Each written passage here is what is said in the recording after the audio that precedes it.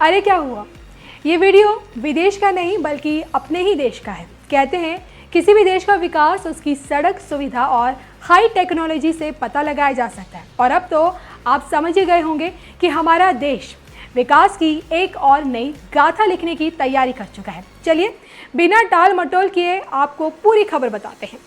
देश के हर नागरिकों के लिए एक बड़ी खुशखबरी है। आपको बता दें, जल्द ही देश को पहला इलेक्ट्रिक हाईवे देने की तैयारी की जा रही है और ये हाईवे देश की राजधानी दिल्ली और पिंक सिटी यानी कि जयपुर के बीच में बनाई जाएगी। इस बात का ऐलान खुद केंद्रीय सड़क मंत्री नितिन गडकरी ने की है। और जैसे कि नाम से ही वाकिफ यानी कि इलेक्ट्रिक हाईवे, तो हम आपको ये बता दें कि भाई इस हाईवे पर सिर्फ इलेक्ट्रिक गाड़ियां ही चलेंगी, क्योंकि इलेक्ट्रिक गाड़ियों को ध्यान में रखकर ही इसे बनाया जा रहा है।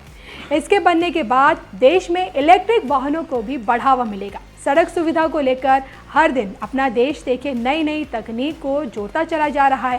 पहले यहाँ सड़कों पर चलना भी मुश्किल होता था, लेकिन देखिए आज वक्त ये आ गया है कि गाड़ियाँ फराटे भर रही हैं। खूबसूरत खूबसूरत हाईवे देश की खूबसूरती में चार चांद लगा रहे हैं।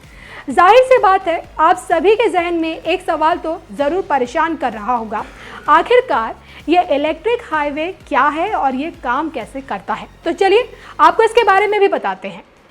इलेक्ट्रिक हाईवे को ग्रीन हाईवे कहा जाता है। इस हाईवे को खास तरीके से डिज़ाइन किया जाता है। इसके पर्यावरण को ध्यान में रखते हुए बनाया जाता है। पूरे हाईवे पर हरियाली देखने को मिलती है। इसमें इलेक्ट्रिक वाहनों के लिए एक लेन होती है जहां केबल से आपकी गाड़ियां चलती हैं।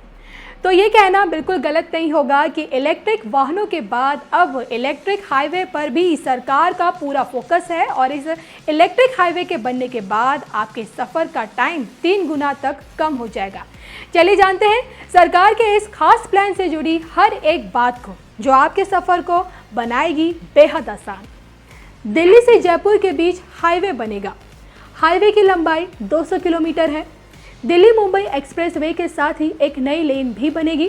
2 घंटे में जयपुर से दिल्ली पहुंच सकेंगे। मिड पॉइंट पर चार्जिंग स्टेशन बनाया जाएगा। केबल से चलने वाली स्पेशल बस और ट्रेनें चलाई जाएंगी। बस 120 किलोमीटर की रफ्तार से चलेंगी। देश में इलेक्ट्रिक वाहनों को बढ़ावा मिलेगा। ई हाईवे से लॉजिस्टिक कॉस्ट में 70% की कमी आएगी। पेट्रोल डीजल पर भी निर्भरता कम होगी।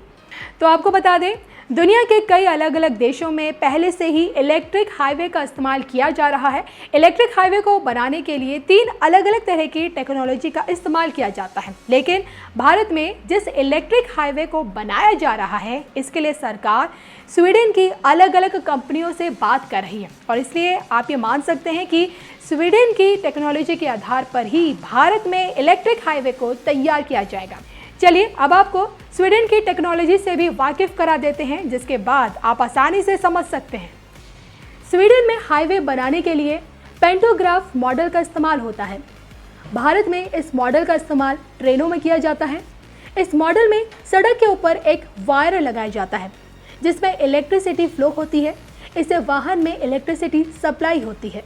तो अब तमाम खूबियों को जानने के बाद अब सवाल ये उठता है कि भाई इस हाईवे को बनाने में किन किन चुनौतियों का सामना करना पड़ेगा।